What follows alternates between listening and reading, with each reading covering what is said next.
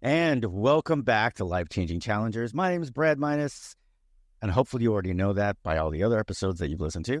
I am really lucky to have Lynn Weimar with me today. She's an author, weight loss coach. She's also a nurse and has a master's of nursing as well. So, Lynn, welcome. How are you today? I'm doing great, Brad. Thank you for having me on your show. Oh, I'm thrilled because, as you'll find out pretty soon, we have a lot in common. So I'm really excited about that. Lynn, I asked the same thing to everybody. I'd just like to, if you can, tell us about your childhood, where you were born, where you were raised, what was a compliment to your family, what was the environment like while you were growing up, and give us this little insight. I was born and raised in the Seattle, Washington area, and I have one brother and one sister. I felt like my family was pretty stable, and I felt fairly secure, but I had this situation of Lynn was loved, Terry was ignored, and Greg was hated. And I was the oldest, so I felt like my childhood was pretty good. And I knew I needed to walk on eggshells around my mom, but I didn't see it fully from my brother's perspective or even my sister's perspective. And so it just hearing that and connecting with that as an adult, it colors my view of my childhood and my growing up. And I was very close to my dad, but it was just something that I look back on with mixed emotions. So yeah. I'll leave it at that. Hindsight's kind of 20/20 when we start looking with our adult eyes, right? Yeah. So you were in Seattle, so you went to high school. Were you a jock? Were you one of the cheerleaders? Were you one of the popular kids? I was not one of the popular kids. I was very quiet, wallflower, wanted to be invisible and just blend into the background. And that's pretty much what I did. Extracurriculars? No. I tried track a couple of times, and I knew I was slow. I did it once in high school and once in college, and I would overtrain and get injured. And my injury of choice was shin splints, and it was because I was very tall. And one of the coaches told me later that it was because the muscles hadn't caught up with the bone. So it would tend to separate and cause me a lot of pain and cut short my hopes of being a runner. I never thought I would be not professional, but competent runner, a fast runner or anything like that. I just wanted to run. I just enjoyed that activity. So that was pretty much, it never lasted long. The one time I tried it in high school and the one time I tried it in college, the same thing happened both times, and I dropped out. That's not a very good pedigree there, but that's what happened. Reaction from a coach. But now that you've had this training in the human body, and as we just said about looking back with adult eyes, do you think he was right? Do you think that was a pretty good diagnosis? Of the muscles and the bones? Yeah. No, it was shin splints happen to beginner runners. Oh, yeah. Because they're so gung-ho. You just need time. Your body needs time to adapt and adjust. And so I would say the flaw in the system was, okay, go run. Just go run 5 miles. Go run 10 miles out on the pavement. And that's how you build up. And if you want to keep up and not be the slowest one, which I didn't particularly want to be the slowest one. I figured I would be.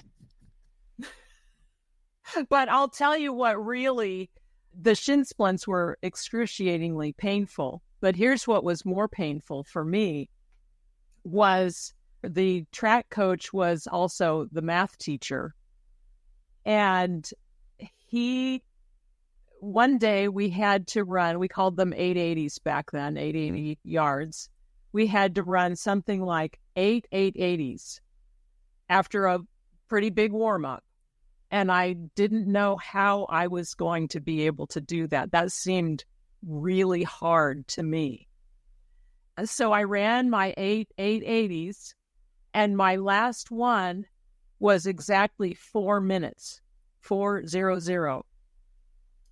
And so we all meet in this classroom, maybe the next day or that day, I don't remember. The coach has it on an overhead projector. He has all of our times for all of our 880s. For the boys and girls were together because it was Title IX. And he had all of these numbers up there. Guess who had the only one that had a 4 in front of it? It was me. I was the slowest one. Now I think, oh, I wish I could do 800 meters in 4 minutes. That would be great. As my slowest 800. But one of the jock guys in the classroom there, really good runner, looks up at that overhead projector screen and says, 4 minutes? Who ran it in 4 minutes? And just, I could have just fell through the floor. I was devastated. And that was my last day of track. I was putting up with the shin splint pain up until that point. And then I never looked back until I tried it again in college. But yeah, kids are cool. We were just, and I look back at it now, and so I'm a high school cross country and track coach. Yeah, the kids, they're better than they were when I was a kid. But of course, I coach at a private school, not a public school. But they still can be, even when they think they're just kidding around, they could still be pretty cruel. So yeah, I don't feel bad about that. But so, did you go to college right out of high school?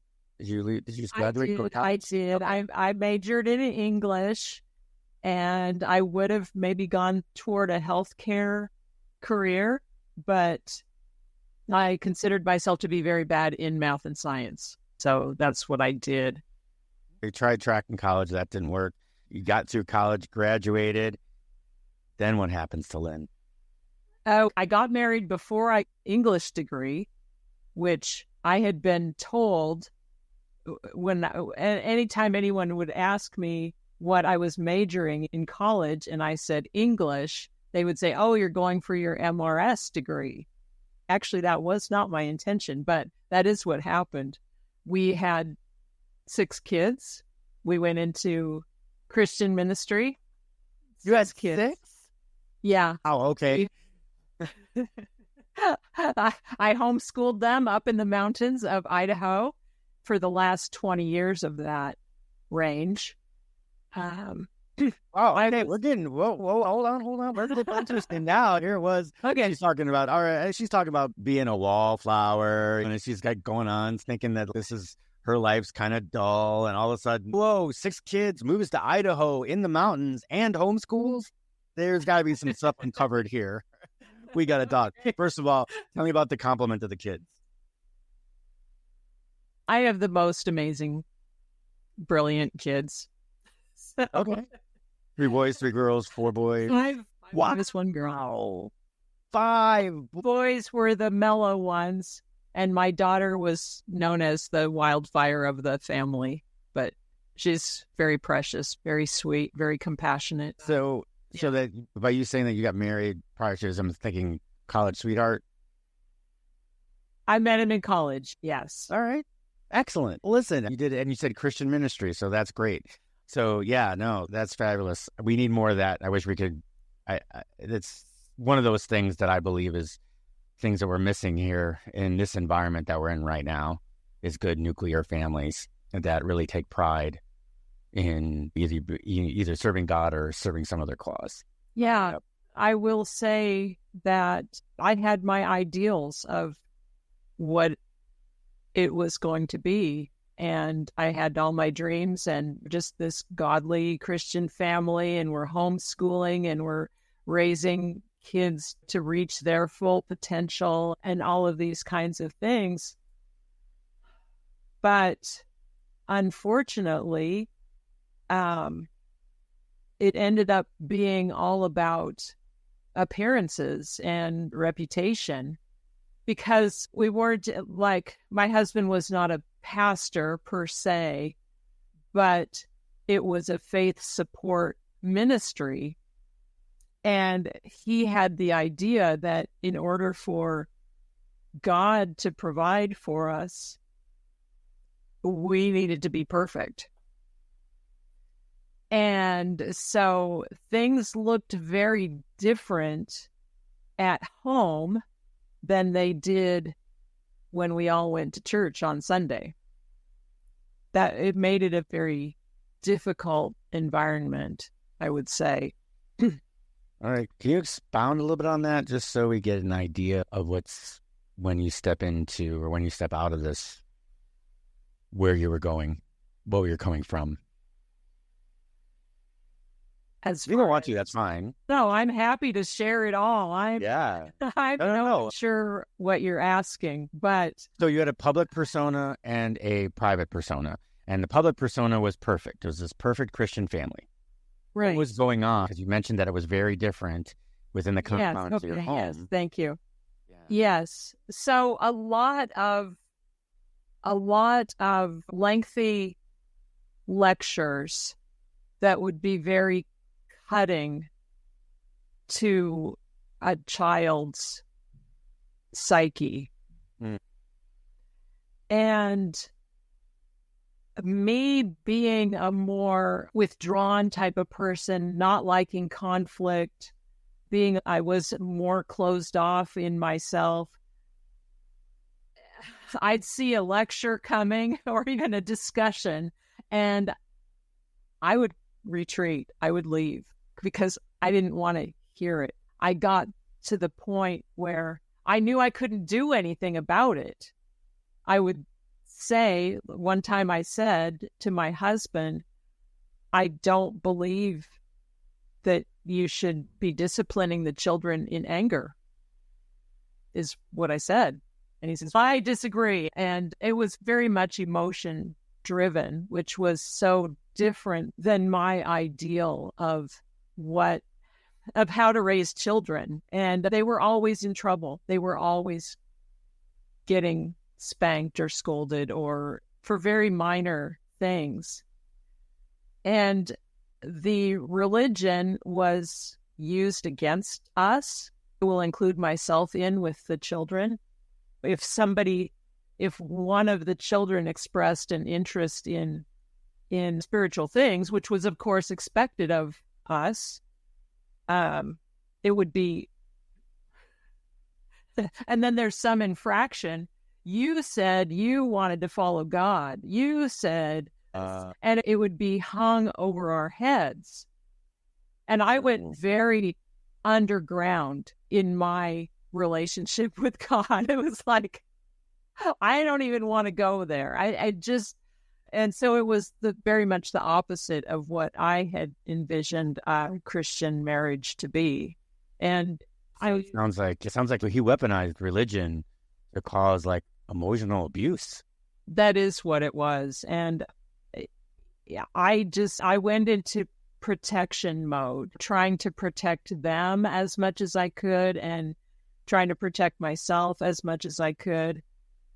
And my daughter, I hope I can even say this, she loved and loves her brothers so much. And one of them getting in trouble for her was worse than herself getting in trouble. And she was a fireball, and she was not afraid of standing up to him, to my husband, to her father. And I just knew every time, I just knew it was going to get ugly because he was not going to back down, but she was going to tell it like it is. And it was scary. It was scary. Yeah. I have to let her know that she was right. She did the right thing. So, for it. Yeah. What was her name again? I'm sorry. Her name is Megan. Megan. So where did Megan lie in the span of 6? Third. Like youngest? She's third. She's third. Yeah. Okay, so she's middle child. So she's got, so I go Megan, between having younger brothers and older brothers. Yeah, she's got both sides that she wanted to protect. Yeah, good for her. Yeah. But okay. So this story's turning out a little different than you first expected when I said. I knew something had to happen. So just reading your profile, I knew something had to happen before you said that you were saying that at this age, you ended up finding yourself as a single mom, which is what we're going to get to in just a second. I knew that there was something between the lines there that I wanted to uncover, just because I know that there's people out there, and we do this because we want to help people, that were in that same situation or might be in that same situation right now. And now you just talked about that, which is where I want to go, because I want people to know and us to know, and I'm curious myself, is what happened for you to get out of that. Was that something that you initiated, or? Yeah, I actually encouraged my older kids to leave home at younger ages than I normally would have. And so my oldest went to college at age 17. My next one joined the military at age 18. And then Megan was 17. Nathan was actually 15. He left home at 15? He went, because we lived out in the mountains, and he was going to college. He started college at age 15. Wow. And so his older siblings had a house they were renting a house near the college there in Boise. And so I let him go. And maybe it was when he was 16 that he did that. I don't know. But he started college at 15. That's incredible. Yeah. Yeah. And I just didn't like them being in that environment. And so I know a lot of people who were raising their eyebrows and saying, why are these kids leaving home so early? And I wanted to facilitate that. And I don't know if it was the right thing, but your public persona was perfect. Yeah, your public persona, you were perfect. Of course, right. To everybody else, they're thinking, why are they leaving home so early if they're such this perfect Christian loving family? Why does she want to kick them out so fast? And so I had my 2 youngest sons still at home, and they were 14 and 17 at the time. And I had people saying to me, because I was starting to share more what I was going through as a wife, and they were saying, when are you going to leave? At what point are you going to be done being treated like this? And I laid out some criteria for myself.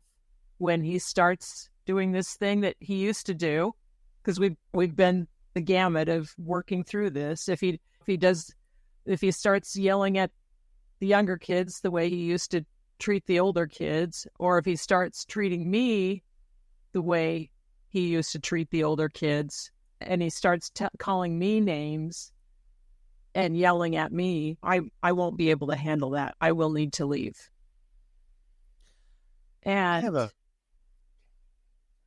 go ahead. I have a question, and I'd like you to take just a step outside of yourself just for a second. And it's just something I'm so curious about. Okay. And again, you don't want to answer, not a big deal. Oh no. So in that environment, okay, so you know that you're basically being emotionally abused. You're being name called and all that. But you married this guy. You married him for a reason. There had to be some point, if not still, and that's my question, if you still love this person, do you look past all this going, wait a second, that's still the man I love. I still love him. What I don't love is his actions. Do you separate that? Or was there a point where I'm in this for the kids, I want to make sure the kids are safe, and this is the only way that I know how? That was pretty much it. To be treated the way we were treated for so many years, and did want to despise him. That was important to me. But I was just surviving. I was really just surviving. And I reached a point where all of the things I could think of to try to heal the marriage, I had done. I had tried them all. And every single time, it only served to make the situation worse for me. Because in order to do something about it, I would have to step forward and actually say my point of view of what was happening. And that was extremely scary for me. And I was punished for it. It was not something that I should be saying. It was very disrespectful, very ungodly.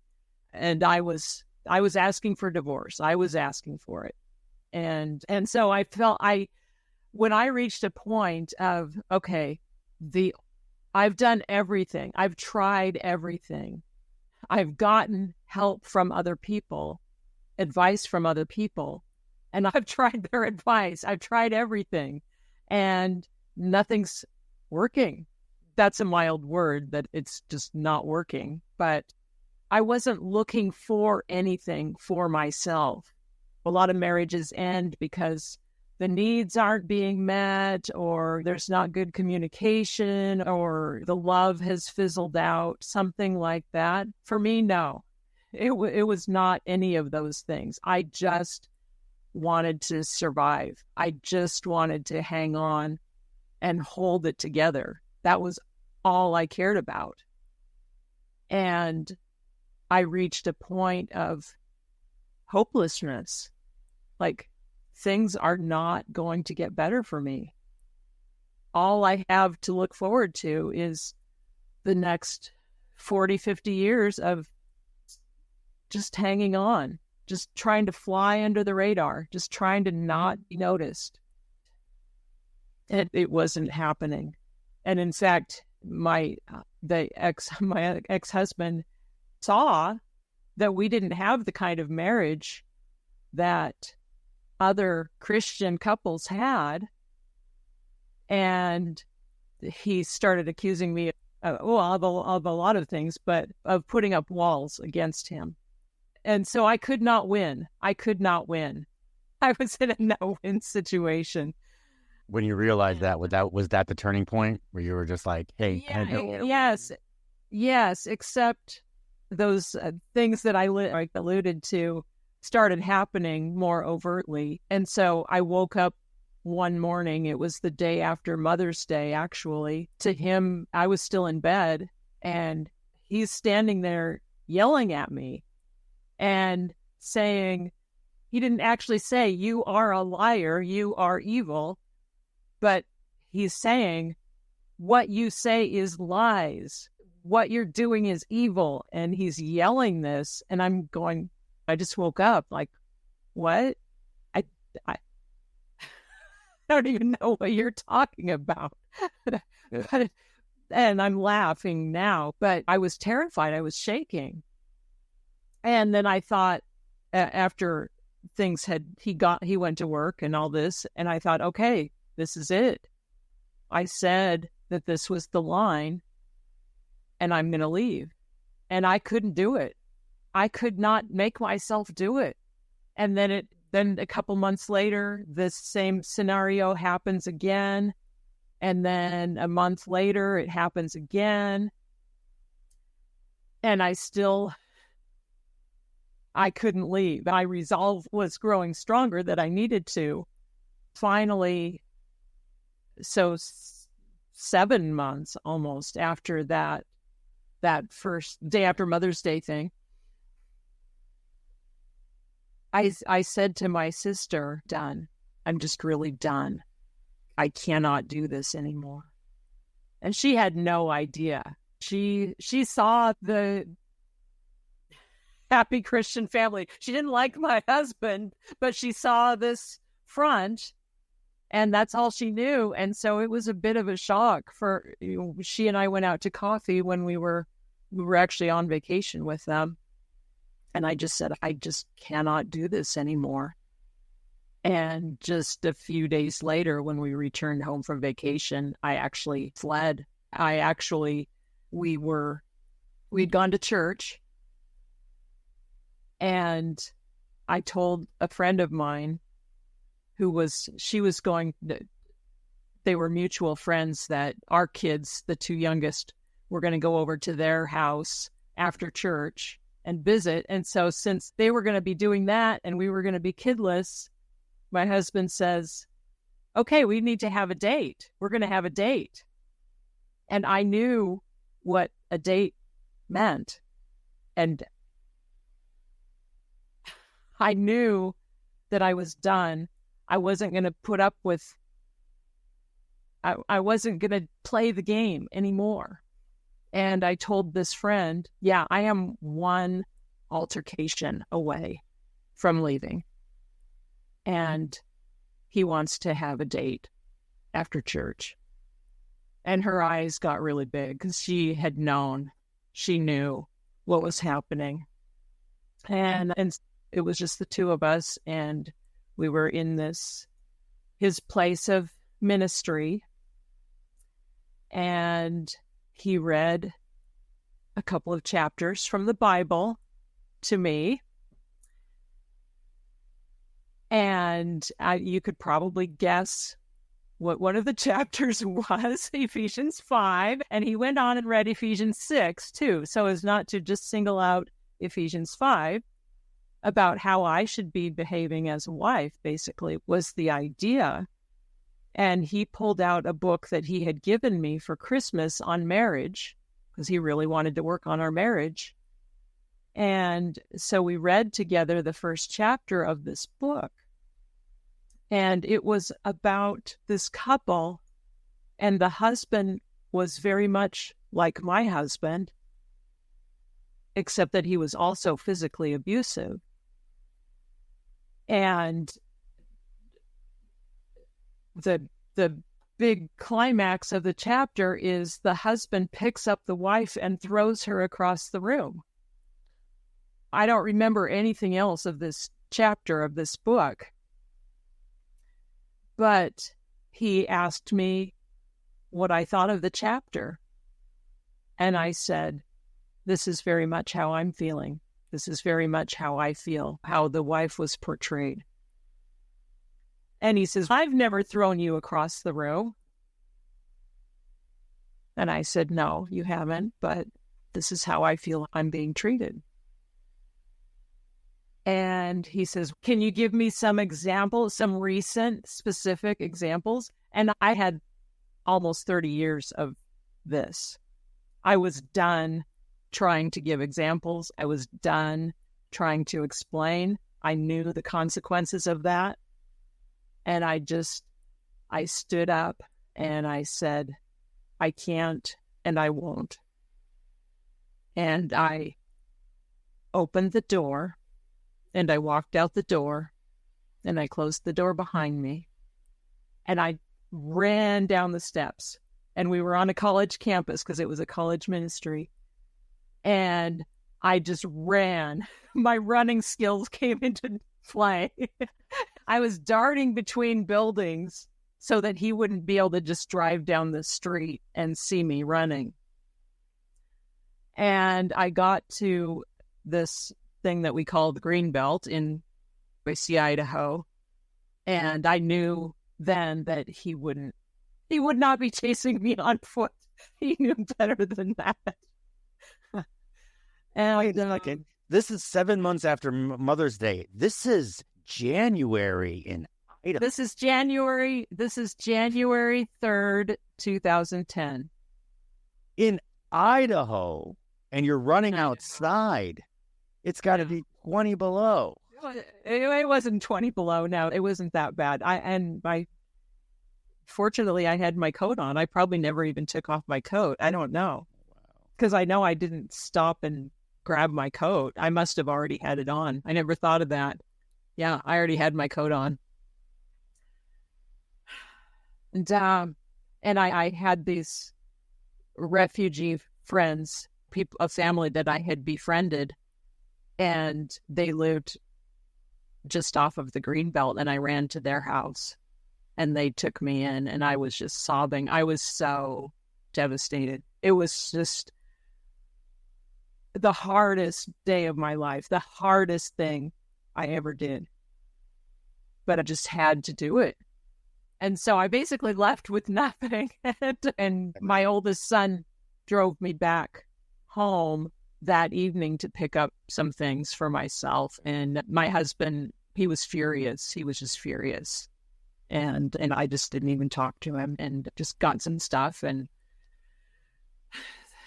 stayed at various friends' houses, various places for about 6 months. And I was working on getting my CNA certification because I had already started the journey of trying to get prereqs to go to nursing school even before I left. And so I was in the midst of that. And so once I finally was able to, I got the CNA thing and got a steady job that I could tolerate as a CNA, that I liked that job actually. And then I was able to take my 2 sons to live with me in an apartment in Boise. So, yeah. That's tough. That is a tough story to listen to, but it's a show of strength. And yeah, I commend you for getting out of there and then just finding your way. I guess you spending 6 months, I guess the kids call it couch surfing nowadays. So you were able to do that. You had a good support system at least, or I did. Some support system. So you get your CNA, you finally, and in this months, were you able to like legally take care of the marriage? It still in these very conservative Christian circles, and the pastor and the counselor or therapist that I'm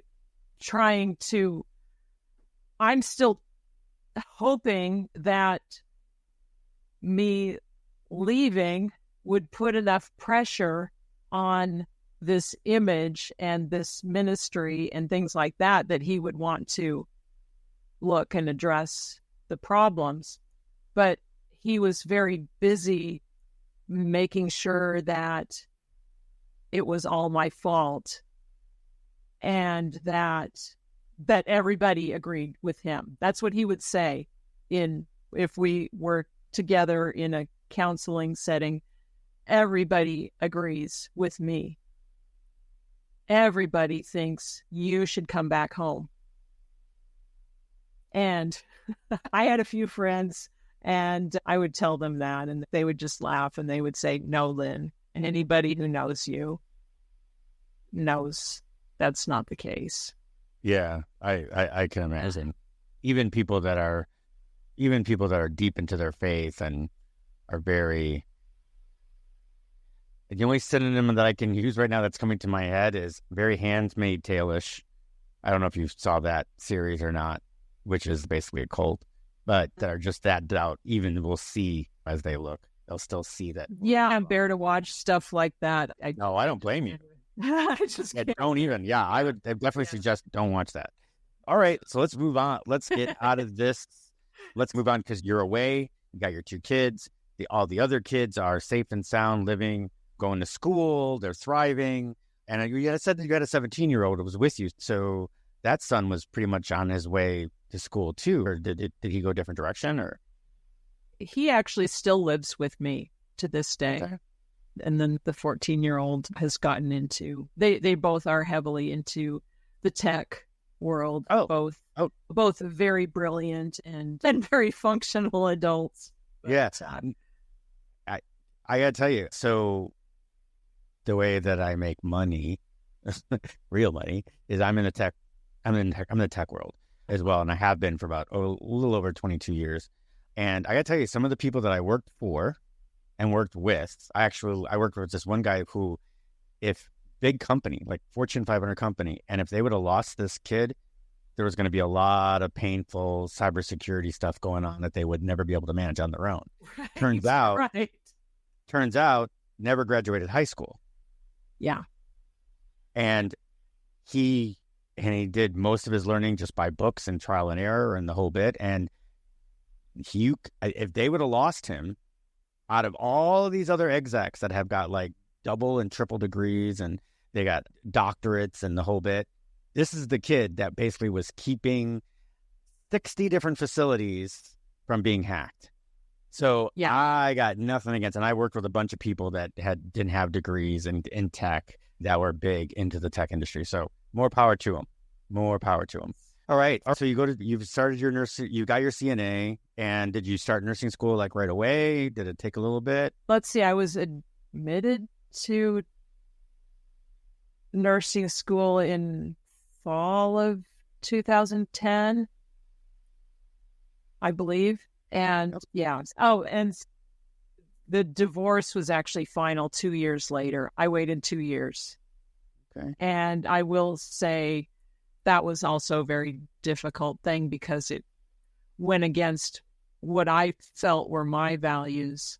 I just came to realize, and I'll just throw this out for anybody who's in this world, the thing that really, nobody taught me this, I just all of a sudden felt it in my being, that Jesus doesn't say, woe to you,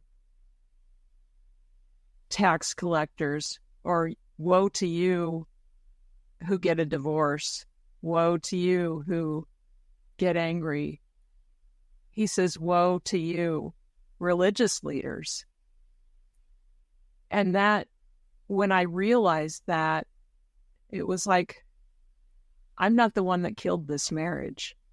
And there's compassion for me. It was hard. It went so much against everything that I had held dear. But I'm not the one that did it. And it was this guise of religiosity that did it.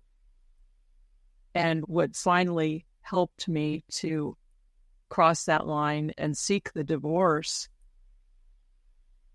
was that he hadn't moved one single inch in my direction in 2 years, because he would have to admit that he was wrong about something, and that would mar his reputation.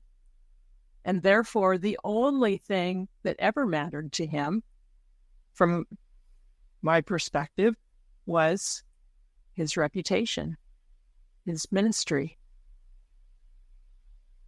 And isn't that amazing? Yeah. Isn't that amazing how far some people will go to keep up a guise? You say that, yeah. So he won't admit that he was wrong ever, and doesn't realize it, but not even, so we have this public persona and this private persona. That public persona can remain constant, but if he was able to say that in the public side, in his private life, sit there and say, hey, listen, I was wrong, blah, blah, blah. Let me make it up to you, blah, blah, blah. You know what I mean? Yeah. Even then, if he would have just done it at that point. So he marred both sides. But that's what it sounds like to me. I'm just giving you what I'm getting from you. Yeah. There was one day right after I left, there was one letter I got from him that said, things will be different. You should come back because things will be different. But then he completely did an about face, realizing that incriminated him, just that statement. He had to make sure that nothing was ever different. Which, okay, that's fine. Fine.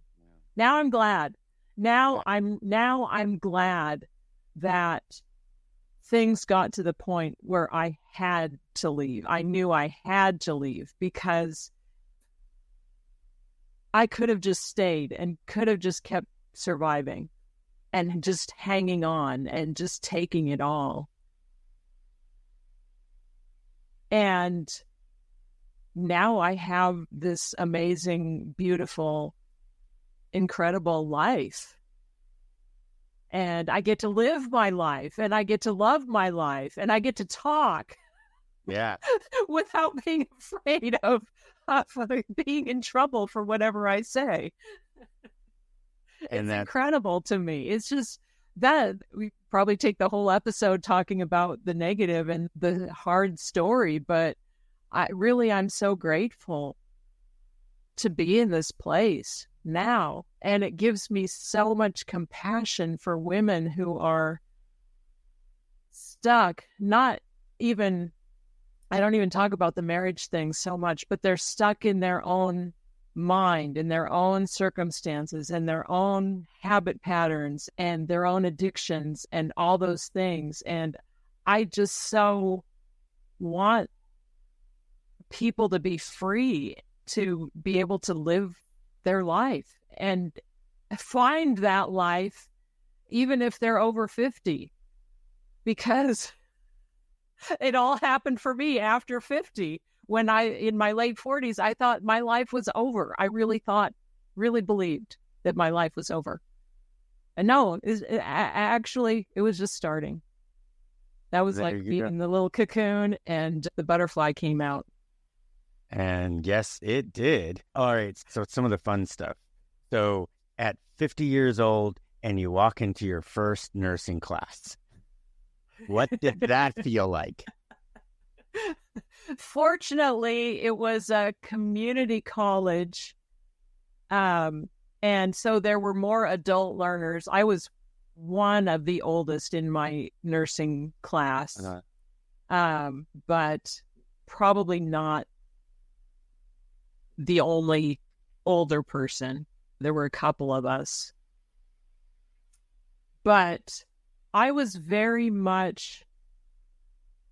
It's weird. I did this time warp thing where that high school student who just wanted to fade into the background and hide and just be quiet and just do her work was there again. 30 years later, there she was, being ignored and being treated the way I had been treated in high school. And this was a major revelation to me, because it made me see it. This is what I'm projecting out, and people are treating me according to what's coming out of me. They don't know me from anybody, right? I don't have this history of having gone through elementary and junior high and high school with them. They don't know me. But here I am living this all over again. And that was crazy to me, that, okay, I'm the one that did that all along. I didn't have to be that. Major revelation. Right? Okay. When you were, yeah, exactly. I learned this at 50 years old. It runs on the same route that I've been trying to get across in a different platform, is you realizing that, hey, you know what? I'm getting ignored because I'm putting out into the world that I want to step back. Please ignore me. Away. Yeah, you're literally saying, please ignore me. It's the same thing. Right now, what's been going on over the last 3-4 years? What is the biggest saying that's been going around on socials and in the papers and all that? Oh, that's offensive. That's one of the biggest lines right now. That's offensive. And I've been preaching for the last 3 years. I've been like, you know what? Offense is in the eye of the offended. Mm-hmm. So 95% of the times, and I'm using this as an example, but 95% of the things that people say are not meant to be offensive. They're putting something out, they're trying to make a point, and a little tiny piece of that, someone decides to pick out, oh, right, that's offensive the way you said that. Now we're all on eggshells. Now we can't communicate. Anyway, but offense being in the eye of the offended is what's going on with you that you're taking offense to that? What's going on inside of you that you're taking offense? Exactly. That's something. That person, you're being offended, not because of that person that's saying that. It's because of something going on inside of you. And it's the same, literally it's the same thing. You went in, you portrayed that, okay, I don't want to, I want to be left alone. So they did, because that was something inside of you that you now realized. And the same thing with this other thing, whereas, hey, before you start telling people that you're offended, you better figure out why you're offended, because most likely you should be looking in the mirror if you want to find that answer. Exactly. Yeah. And I've used the analogy of, it's like a radio receiver. If your dial is turned off, old-fashioned radio is what's in my mind. If it's turned off, there's nothing to receive. All those radio waves are still out there. They're the same. You turning on your radio has not changed a thing. But you've got your receiver on and you're receiving it. Exactly. So that actually helped me to release what I had been through all those years in my marriage, was realizing, okay, it was mine to receive. I received that. And I don't know that I would have done that. I could come back and do it any differently than I did or anything like that. I'm not beating myself up over it. But I'm still the one that had my receiver turned on to that frequency to receive that. Yeah. And then you received it, but you didn't transmit anything. That's what it sounds like to me. You took it. Yeah. I got, if I gave my opinion, I was in trouble. So right. I kept it to myself. Yeah. But that makes sense. But again, we're past that now. Yes. You're divorced. You're in nursing school. Did you find nursing school? Oh, yeah. Because you said that you went to school early. You got a degree in English because you thought that the math and that wasn't your science. Yeah. Yes. So my dad was a mathematician. So I thought I was terrible at math. So when you got into nursing school, did you find it difficult? I was very good academically in nursing school because I had homeschooled my 6 children for all those years. I got really darn good at math, and I got good at them bringing their textbook to me and saying, "Mom, what does this mean?" And I could just read this paragraph and explain to them what it meant. And I realized, okay, I can read a textbook. I can understand what it says. Therefore, I can understand science because it's written in English that I know how to read. It doesn't take any special talent. What a revelation. It was a revelation. No. But if you think about it, you got repetition because you had to do that 6 times. Yes. 6 times over. 6 times over. Yes, I actually, the Compass, I think it was called the Compass exam or something like that. You had to take to do prereqs or whatever it was. I scored the highest they had seen in a long time on that math exam because it cuts you off. If you've missed something like 5 in a row, you're done. And so some people go in there and maybe they're taking this test for 5 minutes, 10 minutes, and then they're done. It increases in difficulty as you go. And I think I was in there for about 2.5 hours. And part of that was me needing to relearn, okay, so what was that? How did that go? And I'm teaching myself again. Yeah. As I'm going through this and just figuring everything out. But yeah, I got a really high score on that math exam. Nice. Yeah. All right. So you're in nursing school 3 years. Yeah. And you graduate, got pinned. So excited. So graduation from nursing school, was your whole family in the audience? All my kids, yes. I think they were all there for my pinning. I don't think they all met there for my graduation, but yes. Oh, see? Now that's got to be a huge freaking memory. Do you feel like that's a memory, I would think like a breakthrough memory? You know what I mean? Look at all that you survived, and now you came up on top, and there are your kids. You're getting pinned with your nursing badge. That's just got to bring. Look at you smiling. I could tell. You're not only smiling with your mouth, but you're smiling with your eyes too. So yeah, okay. I don't even have to go further than that. Yeah, it was good. That's good. That's good. So where'd you get your first nursing job? It was at a rehab hospital, and so I was in the ortho and neuro rehab. So orthopedic and brain injury and stroke and things like that, rehab from those things. And did you enjoy that? It was good. Yes. I felt like I felt like I was very much cut out for that kind of work. And it was way better than being a CNA, let me tell you. Oh, yeah. Yeah. My hat is off to all the CNAs and all absolutely. the caregivers. I did it. It's a tough job. They don't get paid enough. And they've been around it for a very long time. Yeah, no, definitely. And especially during the pandemic, obviously, definitely hats off to all the hospital workers and stuff. But yeah, you got to a point where they would tell you to go strip beds and clean this and clean that, to you saying, okay, no, you go strip beds and clean hands.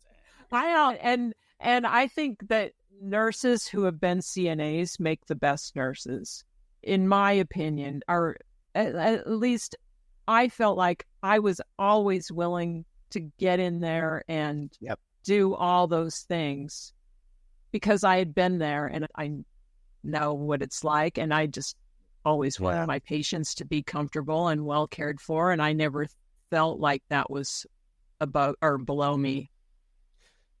Yeah, I've seen that. I've seen it where I've been for a while because I've worked at hospitals and everything else. And yeah, you can tell the difference between like a new grad or someone that came and went to school, got their nursing degree, walked into the hospital versus somebody that had their CNA, then had a patient tech, then became on, because a lot of the nurses, not everyone, a lot of them are good. I'm not just causing dispersions on everyone, but those ones that come in with a little bit of something on their shoulder, they're like, okay, they go to the CNA going, hey, can you go strip that bed? Can you go take that? Can you go take that bedpan out? Can you clean this? And the ones that have been CNAs, it says, hey, can you help me take off these linens? Can you help me clean this up for me, with me, please? Definitely a difference. There is. Okay. How long did you stay in that unit? I was there for about 4 years, and then I started started on my master's degree, and I felt like I wanted to try something different. And so I worked in the emergency room for about 5 or 6 weeks and realized I was not cut out for that at all. I had my heart set on that, and I had to be told, yes, this isn't going to work for you. But what you can do is go work in a telemetry unit, and that will give you a lot more of this type of experience.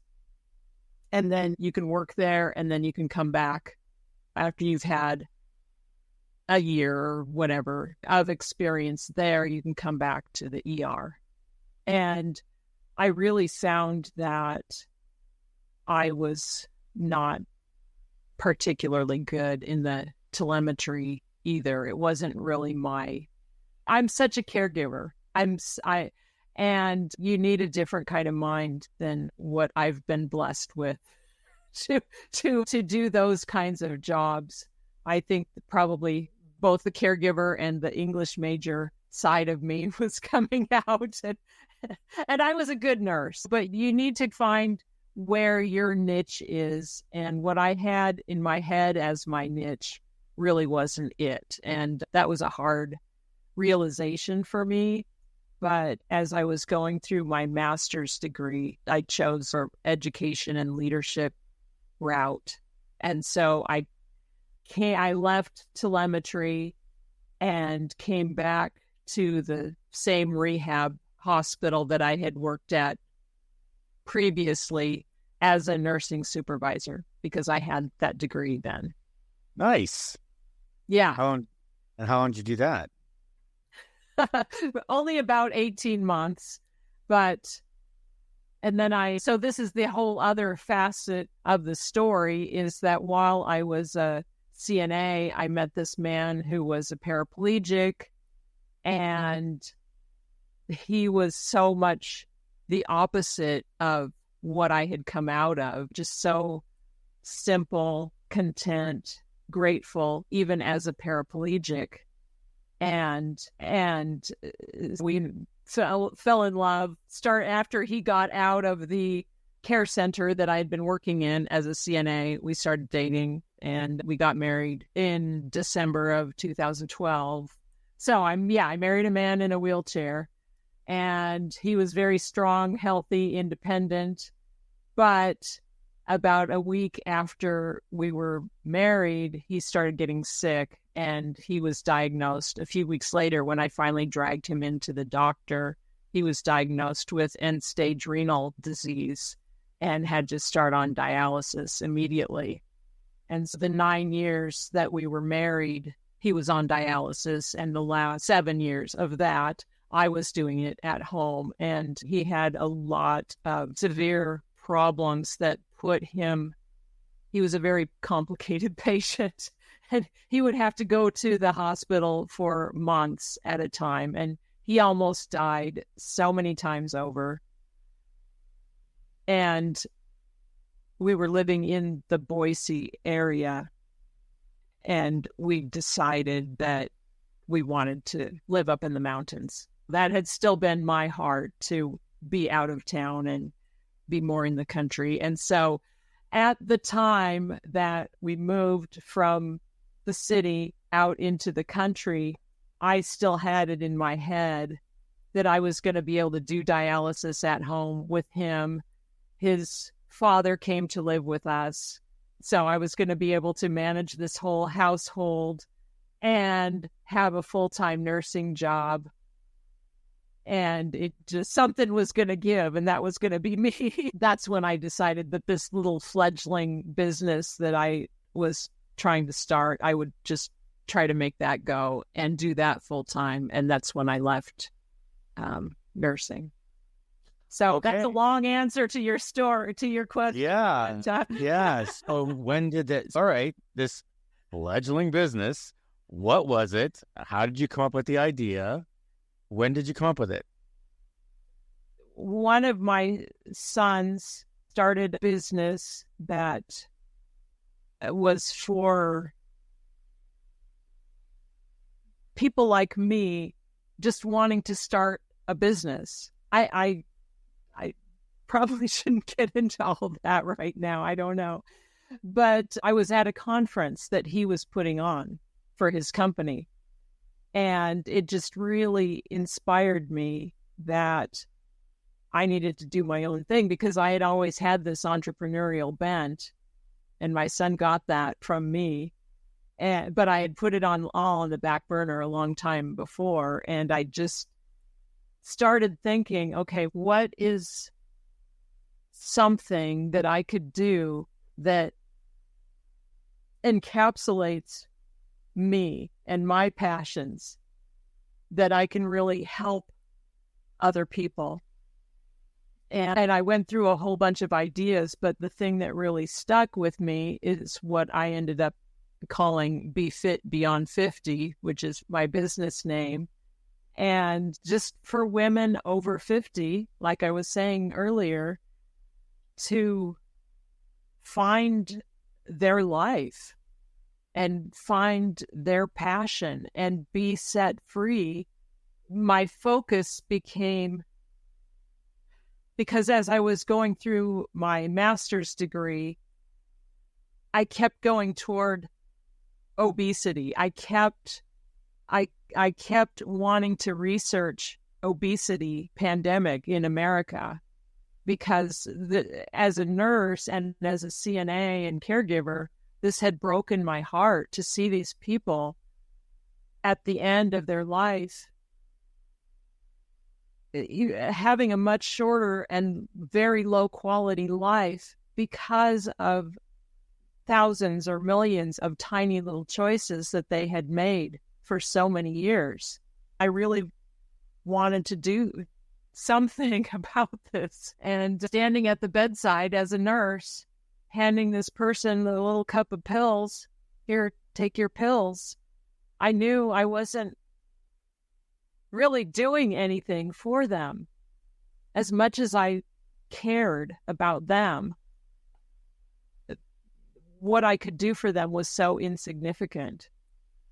And so I wanted to do something that could possibly make a difference in women's lives before they got to that point of being in that bed, and they're never going to get out of that bed. So I want them to be set free from emotional eating or the food addictions or all these things, whatever it is that's keeping them stuck in this cycle that leads to obesity and so many other things.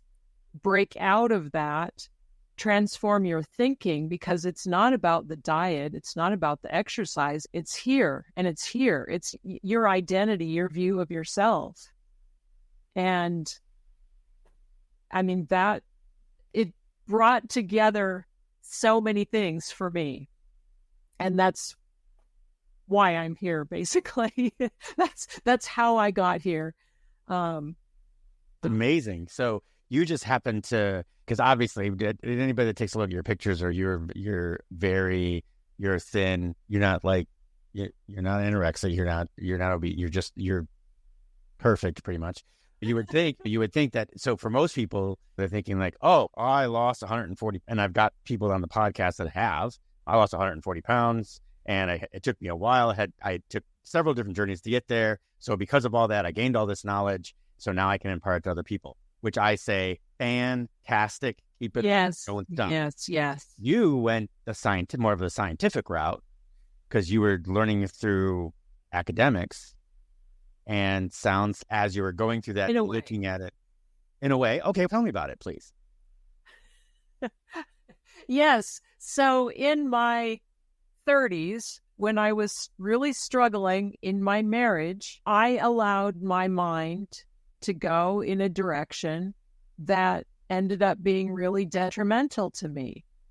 And so one day, driving home from church in the minivan with all the 6 kids buckled in behind, and my husband's driving, and I'm feeling this stress and all of these things, I allowed my mind to wander and imagine what it was like, what it would be like to be in a warm, loving relationship and just be loved.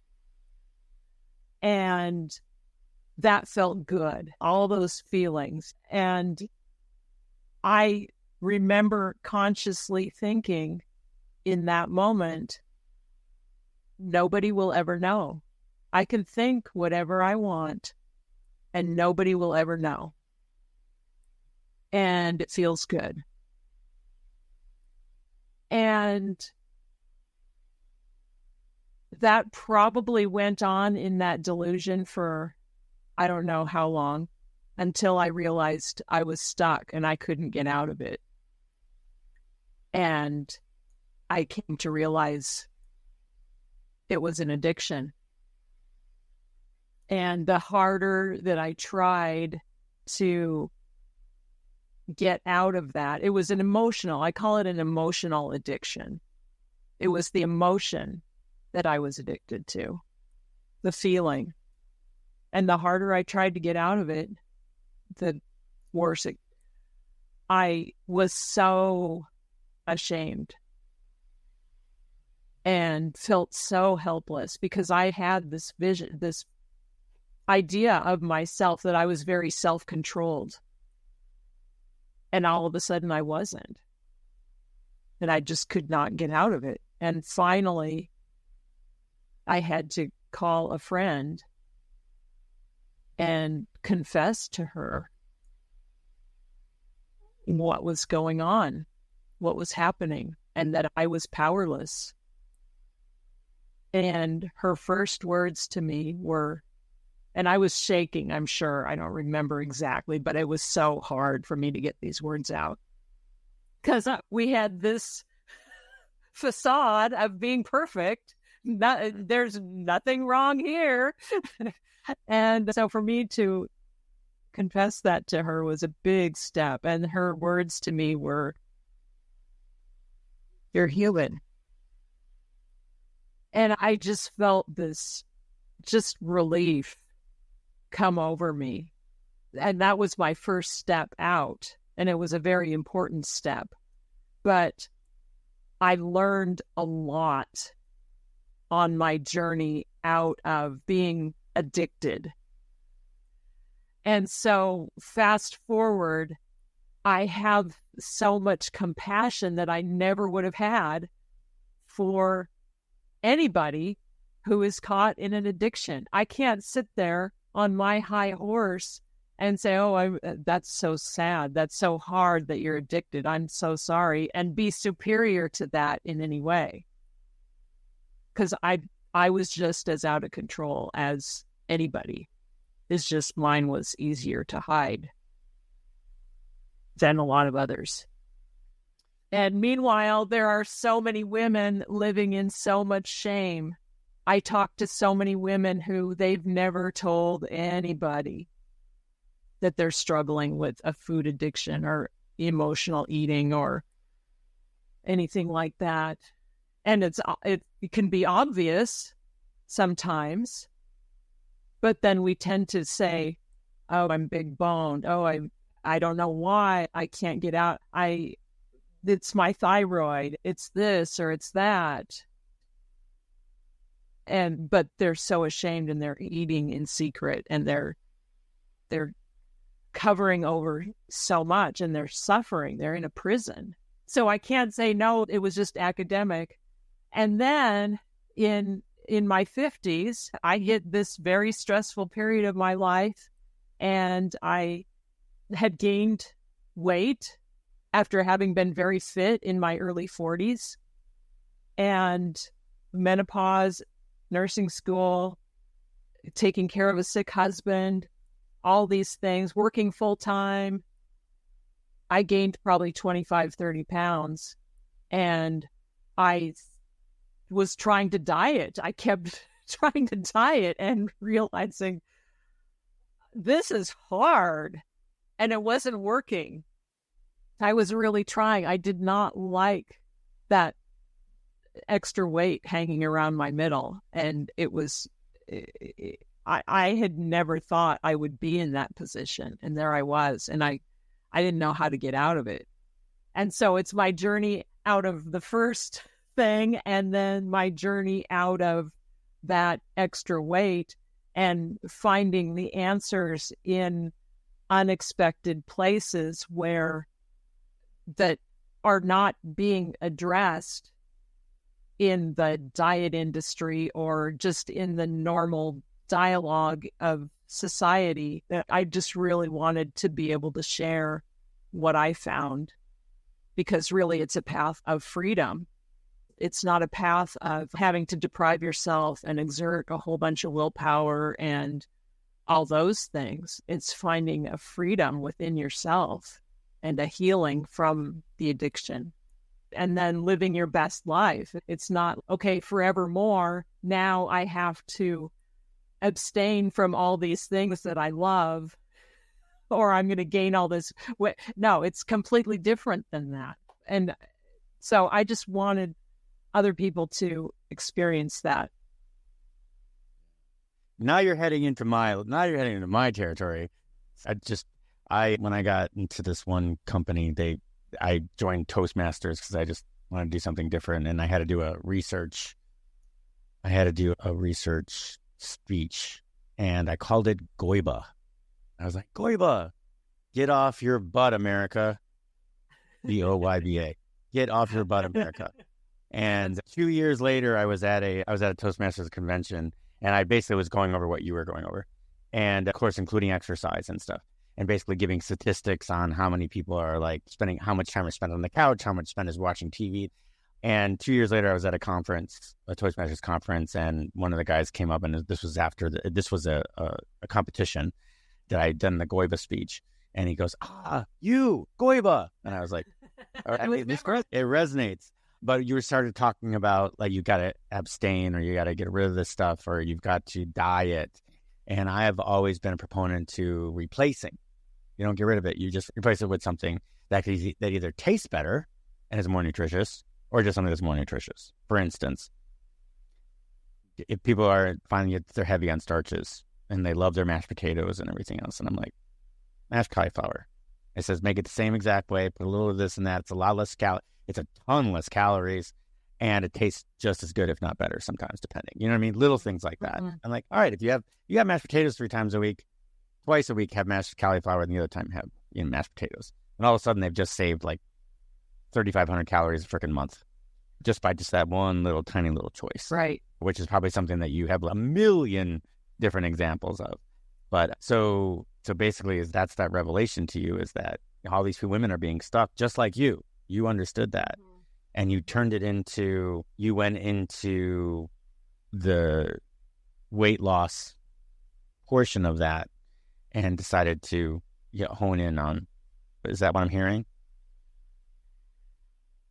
Yeah, it just resonated with me so much. And just seeing in my master's program, I could have chosen any number of topics, and yet there were two that I really gravitated toward all of the time. Any possible way I could fit in obesity in America or something along those lines, that's what I was going for. Yeah. Yeah, and you and I have two in my other way, and you won't. This is what I always talk about, is that there's always those times people they're obese and then they're like just not fit. They don't feel fit, blah, blah, blah. So they always the one traditional way, right? All right, I need to lose weight, diet, exercise, want to get fit, got to go to the gym, blah, blah, blah. But there's so many different ways to go about that now. And mine always way was, and I'll just give this because that is that I state to find a big giant challenge. Find something that's so far out of your comfort zone. And it doesn't matter how far it is. Let's go crazy and let's say, all right, you got somebody that's 5'4" and 250 pounds, and somewhere in the back of their head that they learned a lot to go, God, they really thought it would be like to climb Mount Everest, which is doable.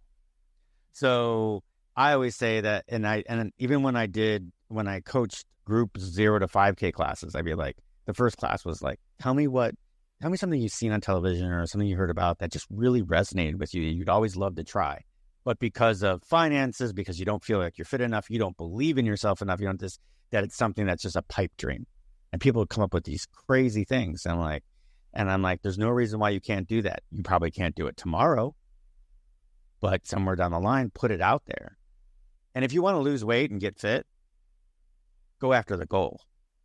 Don't worry about losing weight and getting fit. Don't even worry about it. Go after the goal. Find the training. Go after the goal. You're going to lose weight and get fit on the way. It's going to be a benefit of going after the goal instead of being the goal. Yes. It's so true. That's exactly what I teach. Yes. Great. Yeah. Thank you.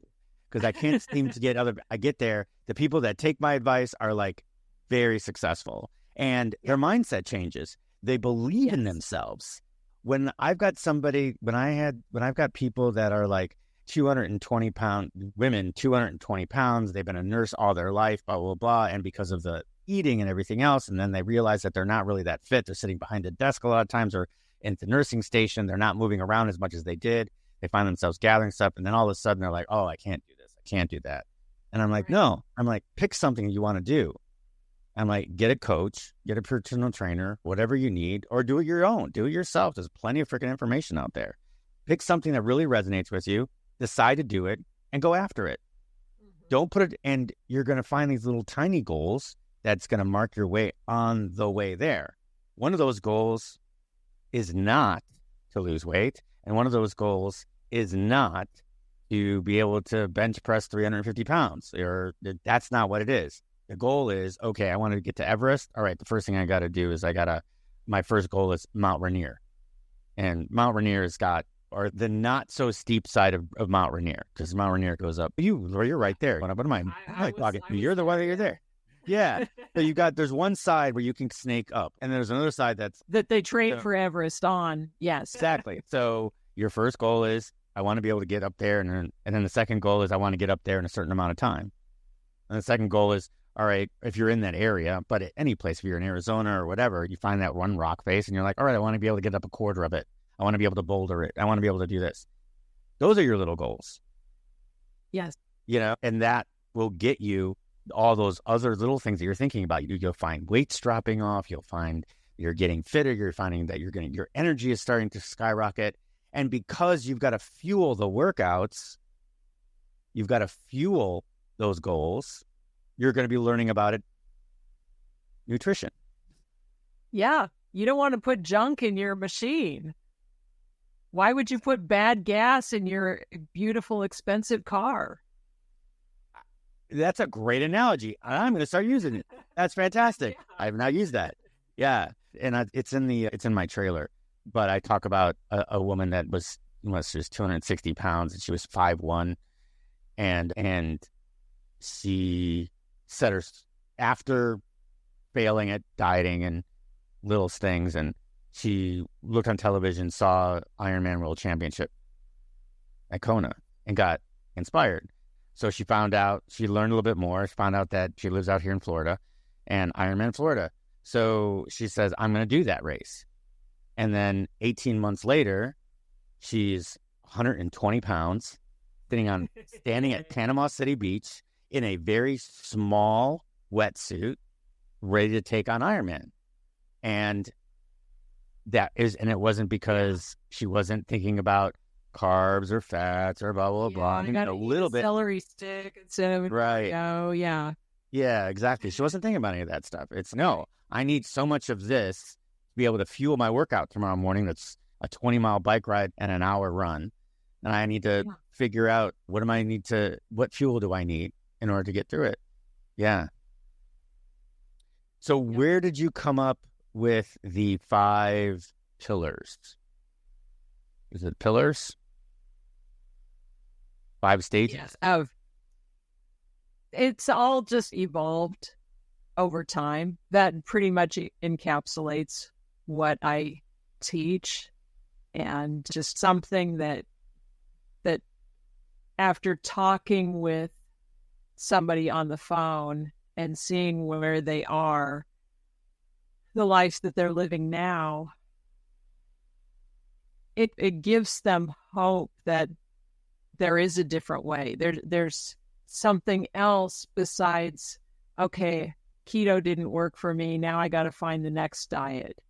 I start so many conversations with women where they're saying, yeah, I haven't found the right diet plan. I need another diet plan because these diet plans haven't worked for me. And then we dive a little deep. I probe, and it's not really the diet plan that's not working. It's the pack of Oreos every night in front of the TV.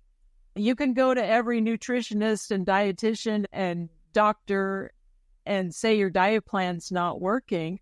It's not going to work because you're the one sabotaging it. So those 5 pillars are a way for me to explain very briefly that this is about a transformation. This isn't about finding the next latest and greatest eating plan, because it would be like me in my 30s at that very low point in my life, and somebody just saying, you shouldn't think those thoughts. Just stop thinking those thoughts. I couldn't. And so that's what that's the framework that I'm coming from with these women, where they've got all these people telling them what to do and what not to do. They're not following it. If they could follow the plan, they wouldn't need me.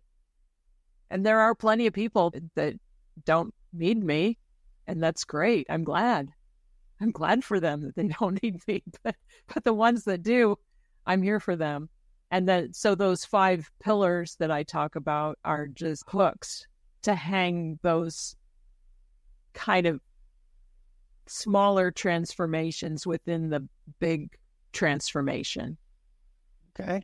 And so basically you're telling me it's experience. It's what you went through plus nursing plus everything that you've gone through is come up with your 5 shifts. That's what it is.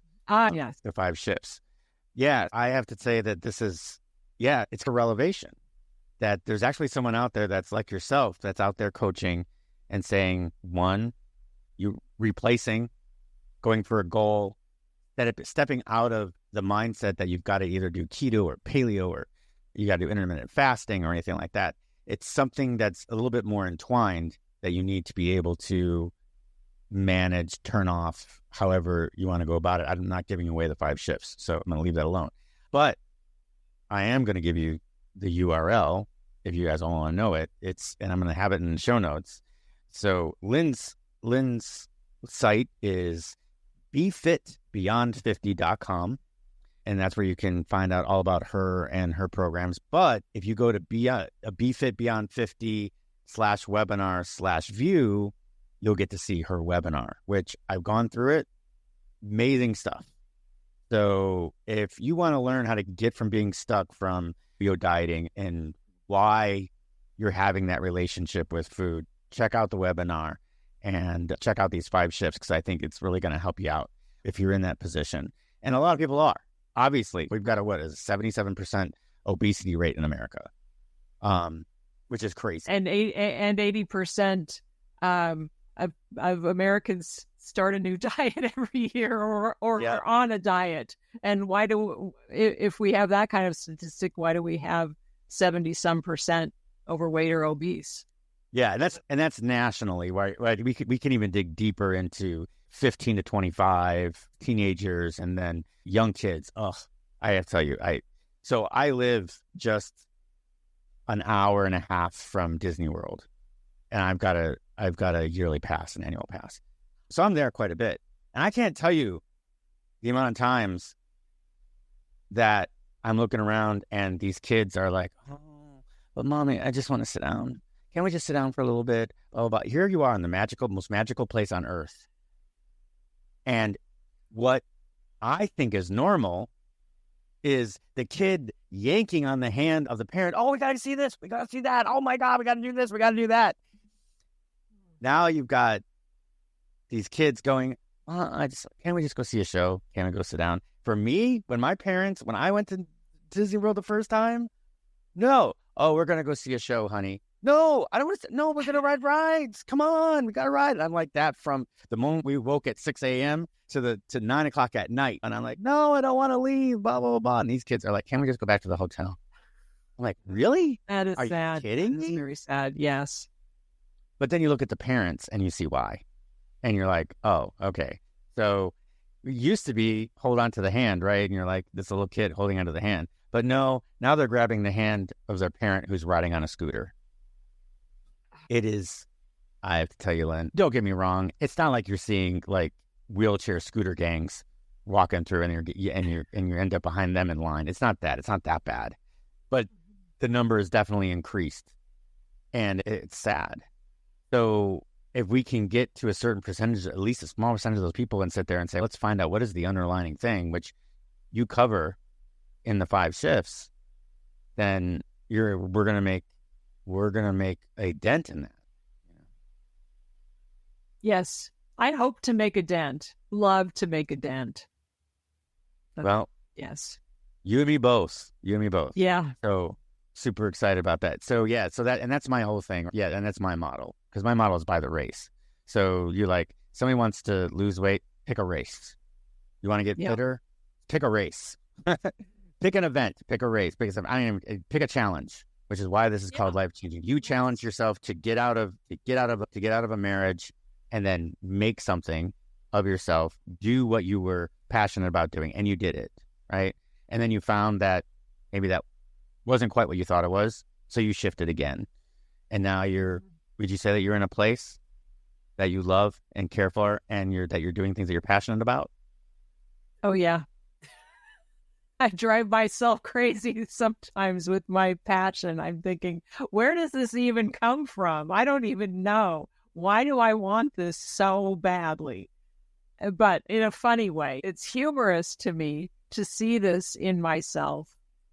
And then I think of that woman, me, however many years ago now, 15, not even that many years ago, who just thought her life was... So you see that 10 years ago, you thought your life was over.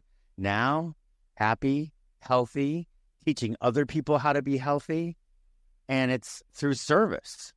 And that's one of the biggest things that I try to impart on is, okay, once you've hit that goal, what are you going to do with it? You need to empower people. and I'm sure you're trying to wrap this up too. It's not that the Ironman, that's what I'm passionate about, is Ironman. And I thought I was just doing that for me. And I'm realizing, no, this is really an inspiration to other people. That it's just now dawning on me in these last few months that because I would keep that quiet. You do you find your thing. My thing's over here. You're probably not going to be interested in that thing, but you do your thing. But in the process of me being so passionate about Ironman and reaching this level of fitness that I have now, I just turned 64 years old, that I started my Ironman journey in my 60s. And now I'm literally going all over the world doing these things. That is inspiring people.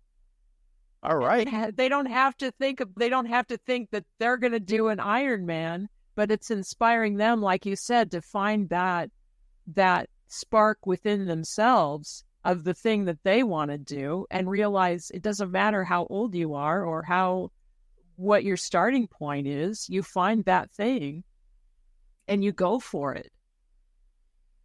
Yeah. I can't tell you how many people they've started with 5Ks, gone to 10Ks, then halves, then fulls, then ultras. I've got a woman that's been with me for about 5 years who barely could run a mile. Then she got to 5K, 10K, half. Well, now she's getting ready for Western States. Wow. You know what I mean? It's found something you loved and just decided somewhere down the line that, hey, you know what? Somewhere down the line, I'm going to do a 135-mile race. And I'm like, okay, that was 3 years ago when she decided she was going to do that. And we're just getting to the point. It doesn't matter how far it is out, as long as you got it in your head and you're going. You know what? We didn't even cover that. When did you start the fitness side of this whole thing? Because now you're a triathlete. You've been a running coach. Tell me a little bit about that. When did that whole thing start? Originally, it started in my late 30s. It actually started with me coming out of that period of feeling out of control. And we lived up in the mountains, and so everything was either up or down. And all of a sudden, my youngest son was old enough that I could leave him in the care of the older kids. And I had a freedom that I hadn't had before to actually step outside by myself. And I thought, oh, I'm too old to run. My running days are over, but I can go outside by myself and walk. But coming out of that period that I described, I realized that my little baby steps toward running were a metaphor for finding control again, having something that I was in control of. And I started running up these big 2-3 mile long hills and realizing if I can do that, I can control my mind too. I found so much inner strength from becoming a runner in my late 30s, early 40s. And I deliberately crossed it over into the thing that I had been struggling with, to find that inner strength, inner drive, motivation, passion in a positive direction instead of in the negative direction that I had chosen earlier. And I became quite the runner in my early 40s. And I became very strong very quickly because of these massive hills that I was running all the time. I started doing very well in my age group after having been very sedentary for at least 16 years prior.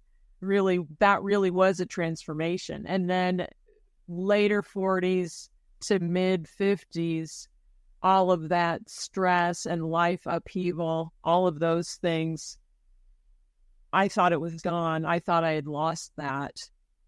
And I'd put on the weight, and I thought, okay, now maybe it really is too late. Maybe I really can't. But I just remembered what that felt like in my early 40s to be so fit and so strong, and finding all of that joy of running. I wanted that back. And I set, in my later 50s, I set a goal for myself of a sub 4 hour marathon, which I had done in my early 40s.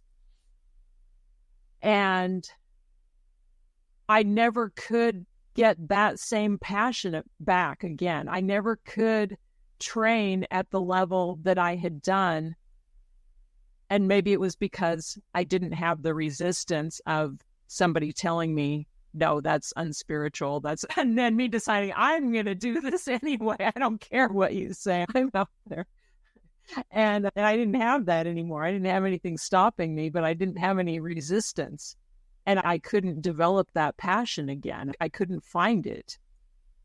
And then one day when I was 61, I got an email from the Ironman Corporation talking about that they were doing a legacy race, 1 year only, Ironman Coeur d'Alene. They were bringing it back. And that's not far from, it's about a 6-hour drive from where I live. And that thing that you talk about, that I talk about, that little spark ignited inside of me when I read that email. And I thought, that's what I want to do. That will inspire me. That will make me be consistent. And I have to train consistently to be able to do this. That's what I want to do. And it took me a few years to actually complete my first Ironman. And I still haven't done it in less 17 hours. Doesn't matter. You covered the distance. I covered the distance, yes. I was 14 minutes too slow. But anyway, that's what did it for me. And that has never left. That has just continued to grow. And my passion for that sport just keeps getting bigger, getting brighter. Welcome to the club. It's a bug, let me tell you. I haven't done a full in a while, and I'm about to do a full. So I'm excited. So you finished the course of Coeur d'Alene. On my second try of Coeur d'Alene, I finished. Okay. Yes, the race. Yeah. It was 2020 that I got that email, and so it was 2021 that I attempted. Yeah, I attempted in 2021, and then I finally completed it 14 minutes after the 17 hours in 2023. But I got an email from the Ironman Corporation congratulating me on my Ironman finish and counting me as an official finisher of. There you go. Maybe the clock was off. Maybe the clock was off. And you know what? Coeur d'Alene is the reason why they took it away, because it's one of the toughest courses on the circuit by far. So here you are going after an Ironman goal, and you're going after the one in the toughest course, one of the toughest courses on the full Ironman circuit. Yeah. So, no, more power to you. I got it. You know what I mean? Was it last year or the year before? The Iron Nun. She finished Kona, and she didn't make the cutoff. Nobody cared because she'd done it so many times before. Nobody cared, and she's 96. She came across that finish line at 17:08 or something like that, 17:09, something like that, and they brought her across the finish line. You're in great company. You're in freaking fantastic company. More pod to you. So your bike's in your office. So I assume that the training is continuing. Oh yeah. So what's on that? That's my trainer bike. This one is out to pasture. I just use it for training. I've got one of those too. Yeah, no, I gotcha. What's on your race schedule? Oh, less than 2 weeks ago, a week and a half ago, I competed in Ironman, Texas. And I was a very brutal headwind out on the spike. And there were a lot of crashes. Yep. And I was coming to the scene. I don't know if it was a crash or somebody just being ill because of the harsh conditions. And I was going the opposite way of where the aid station was, and a fire truck or emergency vehicle had pulled up, and there were paramedics. There was a paramedic standing right by the side of the road, on the shoulder. And I'm just cruising through. They hadn't told anybody to stop or anything. And just as I get up to him, he steps right in front of me without seeing me, without looking at all. And I figure, okay, he's looking northbound because he's expecting all of this traffic to be southbound. He didn't have awareness of seeing what was really going on here, that there was two-way traffic.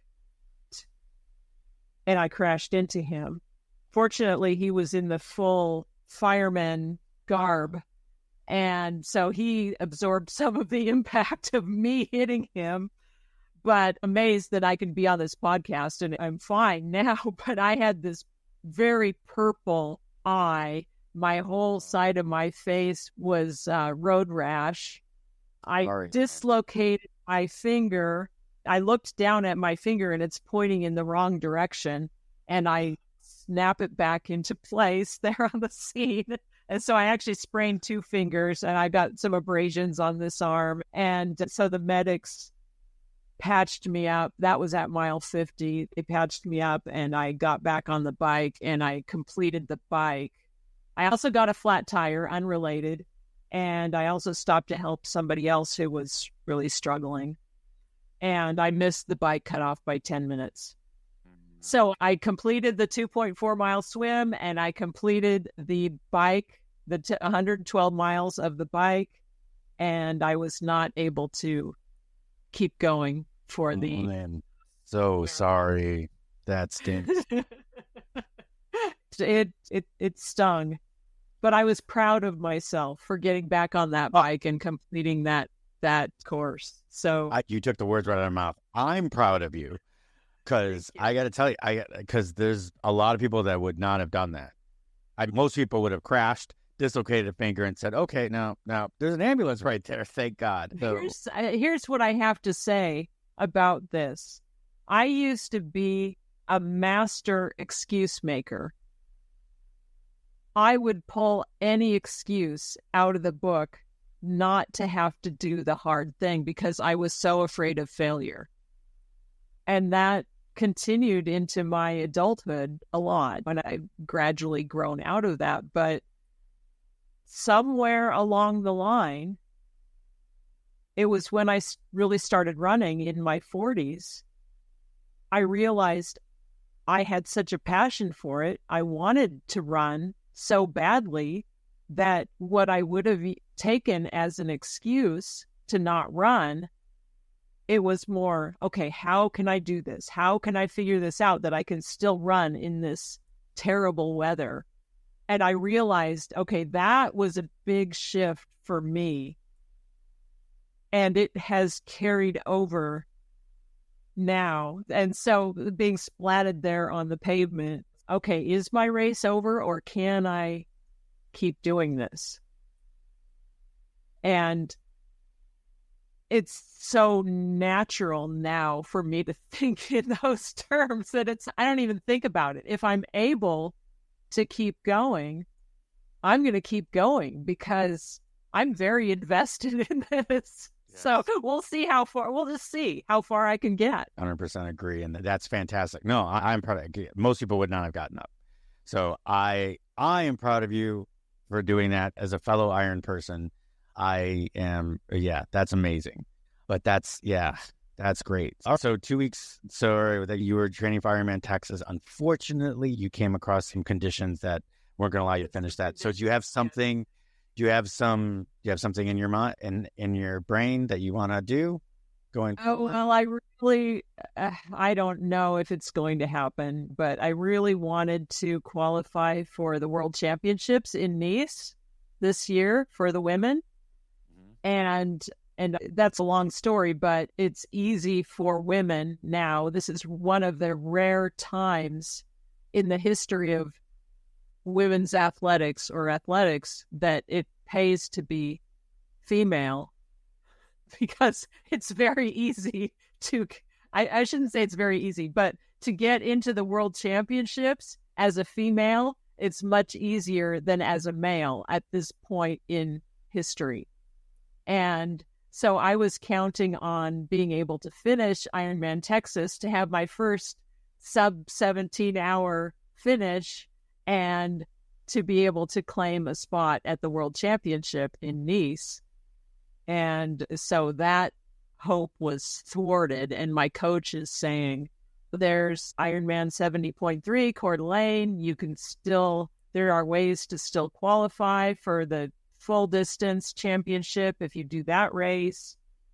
Yeah, because it's so hard. That's what I'm saying.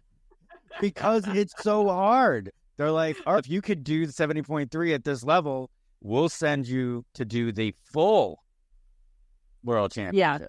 Yes. And part of it is they need warm bodies to fill that race, because there aren't that many women in Ironman and not that many that are keen on going to France for the World Championship. Kona is the holy grail, and they're going to wait the opposite year and go to Kona instead of going to Nice. Yeah, I can see why that's going on. I don't know why. Nice is France, really? But yeah, it works. I don't know if I agreed. I do not know if I agreed with that move of them doing opposite on opposite. They've been doing Kona, both the men and the women, both age group and pro at the same time for decades. And they shifted this because of the pandemic. Let's get less people out there. No, actually, they wanted to do a men's race and a women's race. And I appreciate that, because it gives women, it opens the door of opportunity for women, and I like that. But they did it one year, 2 separate races. It wasn't a full women's race. It was still more men than women on one day and all men on the other day.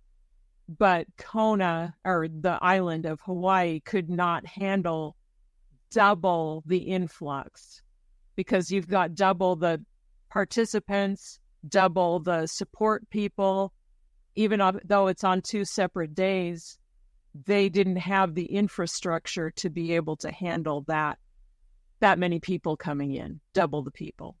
And so then they decided at that point that they needed to alternate years. Yeah. But the idea, because the idea actually stemmed from COVID, just so you know. The idea was because they went with the World Championships for 70.3, because that they could sustain. So that was successful. Then they decided that, okay, maybe we could do the same thing with the World Championships per international, because they had done that. They had put age group women and pro women on Saturday, and then they put age group guys and pro guys on Sunday for the World Championships. And it was amazing. And the viewership shot through for both days. You know what I mean? So they were like, whoa, okay, this is successful. It just stemmed from there. But that Ironman's owned by the World Triathlon Corporation, and the headquarters is down the street. Ah, okay. From here. You've got it in. Yeah. You've got the... Yeah, it's down the street. Yeah. So Andrew Messick, I've run with him a few times. He's a pretty good guy. But great. But no, there's some political stuff around Ironman I'm not so crazy about, but leave that alone. But I think that's one of the best things that they've ever done, is have separate women's and men's races for those championship races because they're so exciting. They're so exciting when it's just that. You're not like the coverage isn't bouncing back from, okay, let's go look at the women, and let's go look at the guys. What's going on over here? I've seen the YouTube videos of those, the coverage of those races, and it's so heavily weighted toward the pro men. Yeah. It was back in the day. Exactly. No, still is.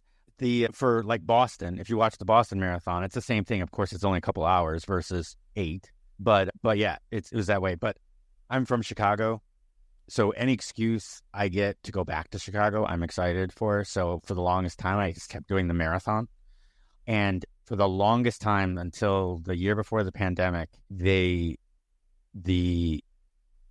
Kona would be on Saturday, and Sunday would be the Chicago Marathon. Oh, okay. But literally, I'd sit in my hotel room, and I'd get up in the morning, have good breakfast, blah, blah, blah, go out, do a 2-mile run, shake it out, do my stretches, blah, blah, blah. And then I know I have to put my feet up for the rest of the day. That's what I would do. Laptop sits on my lap. I'm watching it was like the ultimate weekend. Freaking get inspired as all heck by watching Kona the day before, getting up at dark 30, having breakfast, going down and running a marathon. Oh, it's inspiring. Yes. Oh, outstanding weekend. Love it. Just absolutely just crazy about it. But yeah. But anyways, all right. I hope you find another one. I hope you find another race. And if you can do the 70.3, I hope you do. Yes. And I will throw in that I did qualify for the 70.3 World Championship in New Zealand this December. So I am doing that. Nice. Oh, I'll let you know what? My cousin's running that. Really? Put you two together. Yeah. Yeah. She's got her into the sport, and she's like the only athletic person in our family, like truly athletic person in our family. And she's 44 now. And it was like 6 years ago, she got heavily into it. Like she really got started, and she went to World Championship 70.3 her first year. I was like, I've been fighting for this thing. And she walks in, I think it was either her first or her second 70.3, and she qualifies and goes to Utah. Before they made it super easy, back when it was hard. Yeah. We meant to qualify. It just starts going out. It was crazy. We did North Carolina together, and that was fun. It was a blast. We did it twice together. Of course, one time I DNF'd, but yeah, 2 flats on the bike. Yeah. I had a 38. And a 44. And of course, I only carry 1 tube. So I'm trying to flag a sag, blah, blah, blah. I ended up running back 3.5 miles to a gas station barefoot. Oh, no. Trying to find something. It was very tough. So at that point, I feel your pain. Yeah. I moved to tubeless. So I'm like, screw this. I'm going to go tubeless and forget this. So with tubeless, at least, it's got to be a gash. It's got to be a gash in the thing. Otherwise, it'll seal itself. So I'm like, well, I'm going to go tubeless and forget it. And if it's tubeless and it does have a gash, then you can put a tube in it if you really have to. So I'm like, all right, it still take a little bit long to get it because you got to unseal everything, but I'm excited about it. But anyway, so listen, everybody, this is, again, we're going to wrap this up. Be Fit Beyond 50 and .com and befitbeyond50.com/webinar/view. All those will be in the show notes. And is there another way for people to get a hold of you, Lynn, if they want to ask some questions or talk to you about your programs? Yes, I think the best way, if you watch the webinar, you can actually schedule a call with me. But also there's Lynn, Lyn, at befitbeyond50.com. And I just want to add 50 is spelled out. Don't use the numbers because I'm not a numbers person. I'm a word person, actually. And are you active on Facebook or Instagram? Yes, I'm there. Lynn Weimar on Facebook. You can find me there. There are not too many Lynn Weimars out there. Yeah. And I will have all those links in the show notes. So please go ahead and check that out. So again, befitbeyond50.com and check out. Thank you so much. No, Thanks for thank letting you. me tell my story. That was so much fun. Yes, I don't know if it was fun, if it's what you call it, but it definitely was. It was inspiring the way you came out of it. I think it's gonna show people that they can do the same. So I'm very excited about this. So anyway, you have yourself a great one. And being that today is May 8th, 2024, I do keep things evergreen, but just for this version, it's May 8th. So I'm going to tell Lynn to have a great Mother's Day this weekend because she has 6 kids. 6 kids. And for the rest of it, I will see you in the next thing. Thanks.